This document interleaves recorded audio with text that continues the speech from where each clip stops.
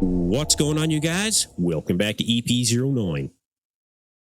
I will win something this year, something big. That's right. I'm far from done, and I'm setting an example to people. I'm going to show them motherfuckers how it's done.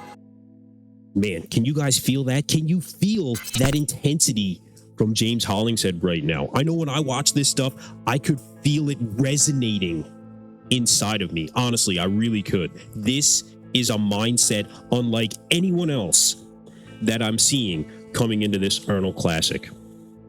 Welcome back to the channel. Welcome back to EP09 Bodybuilding, and the mindset is not the only thing on point right now for James Hollingshead. We are seeing the striations in the shoulders. We are seeing the striations in the chest, the hamstring to quad separation.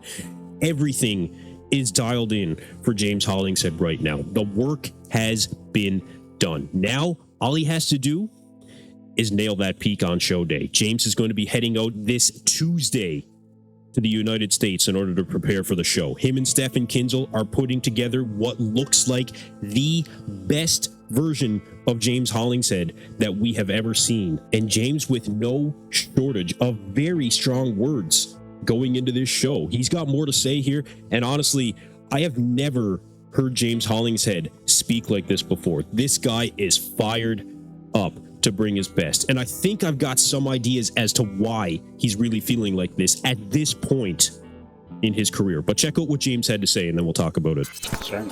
I'm far from done, and I'm setting an example to people. I'm going to show them motherfuckers how it's done. There is no working around hard work. You will not see me miss a meal. You will not see me miss a cardio session. You will not see me miss anything, because I can't afford to, because I don't have genetics that allow me to do so.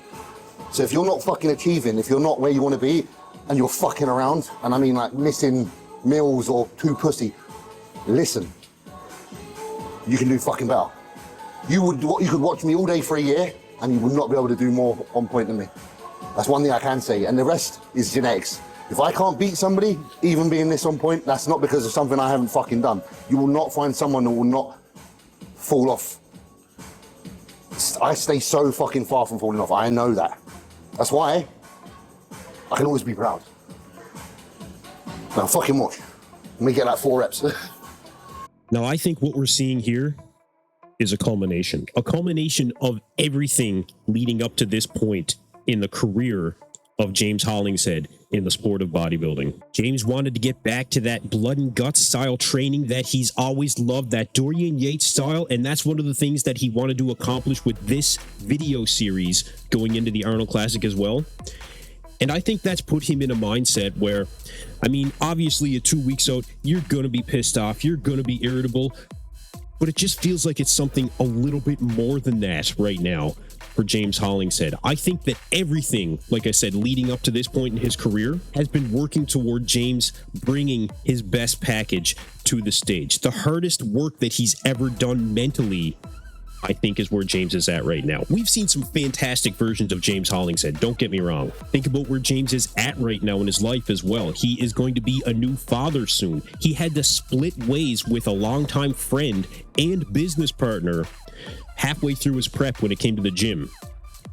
Not an easy thing to go through at any point in your career. So James having to make some very big life changes. That requires big mindset changes, you guys, okay? Now that can either make you or break you. And clearly, James has decided that it is going to make him better, all around better. So now the question is, given everything that I'm seeing here and what I'm hearing, are we underestimating James Hollingshead going into this Arnold Classic? Am I underestimating where James could place on that Arnold Classic stage? Not many people saying that James is going to be in that top 5 situation, given the fact that this is a pretty deep lineup. And there's some wild cards in this too.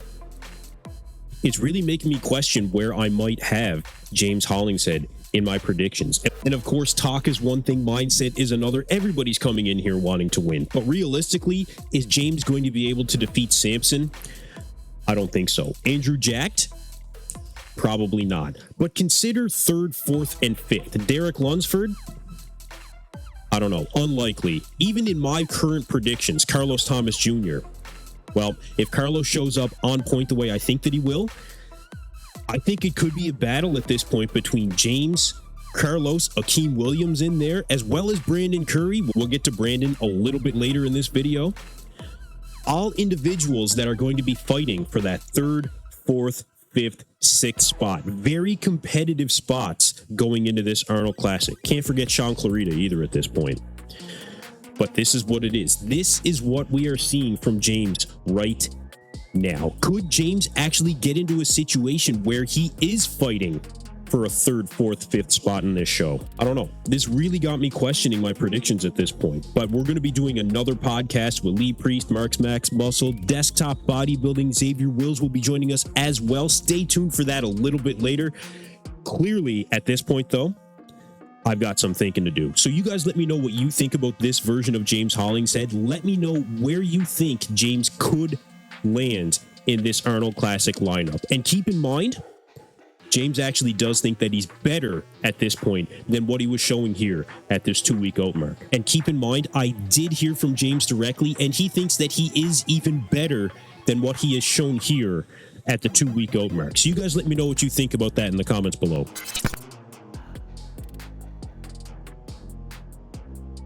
One other competitor in the eyes of many in the bodybuilding world is being counted out right now going into the show.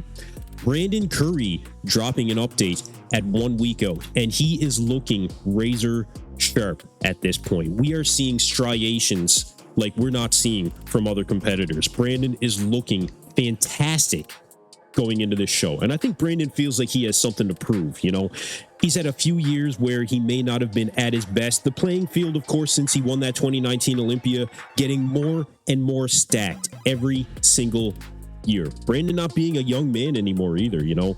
Brandon sitting around 42 or 43 years old.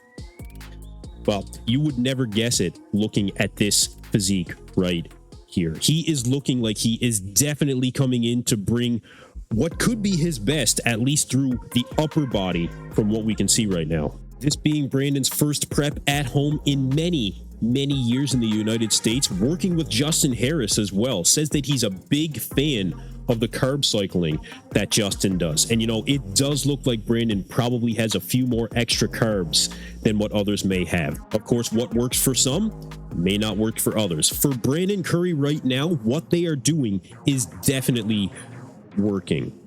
Now, we haven't seen any updates of the legs from Brandon in quite some time. So my question is, have the legs come up to really match the upper body? Because the upper body does look like it is regaining some of its former glory, you know. The legs, though, that is going to be the question. Conditioning wise, most definitely Brandon is going to be on point, but will it be enough if the legs have not come up to match the upper body? Probably not. You know, that symmetry, shape, proportion, those are the fundamental factors in judging for bodybuilding. So if Brandon's legs aren't up to par and he's got other guys that he's standing next to, as we have seen in the past, really bringing those factors of shape, symmetry, and proportion, well, Brandon could be in trouble. But the conditioning, if Brandon can out-condition certain guys on stage, then that could put him in a top 3, 4, 5 spot going into this show, where a lot of people don't have Brandon in any of those places in their predictions. Honestly, including myself. In fact, there was one video I watched where somebody said that I was smoking crack with my predictions that I had of Carlos Thomas Jr. potentially coming in and taking 3rd place. Not going to mention whose video that was. I say Jay Cutler smoking crack. He ain't in his right mind. But that same person actually said that they can see Brandon Curry defeating Derek Lunsford and taking 3rd place at this point. I think there's a lot of people out there that would say that is just as insane of a prediction as my Carlos Thomas Jr. prediction, frankly. But look, it's all in good fun, right? So with all that being said, could Brandon put himself in a position where he is in the conversation for 3rd, 4th, 5th place? You guys let me know what you think about that in the comments below. I think at this point, I'm a little more confident in the fact that Brandon could be fighting for 4th or 5th place, but I don't think I'd have him in 3rd.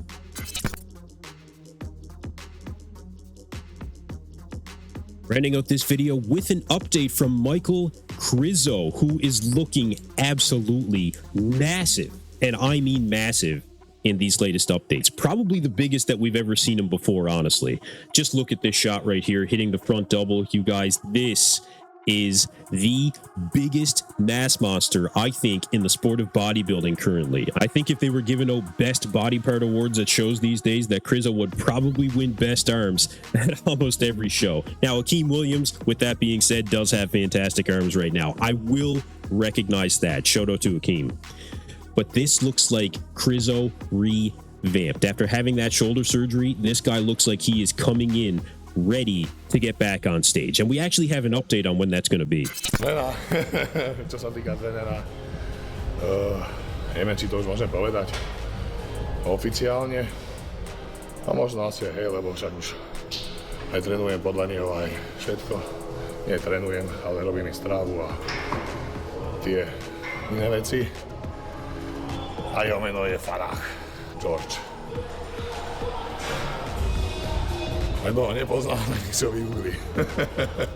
Krizo announcing that George Farah is his new coach. And I gotta say, this surprised the absolute hell out of me. It was just a few weeks ago when Krizo said that there was somebody named Chris that was actually coaching him. Wouldn't say exactly what Chris it was, but it appears that there's been a change made. And apparently that change is being made at 12 weeks out of the Pittsburgh Pro. Krizo confirming that we will see him in Pittsburgh. He will be standing next to Nick Walker, Martin Fitzwater. And you guys, I think that he is a fantastic addition to that lineup. Not only will we see him in Pittsburgh, but I will be very, very surprised if we don't see him just the following week at the New York Pro.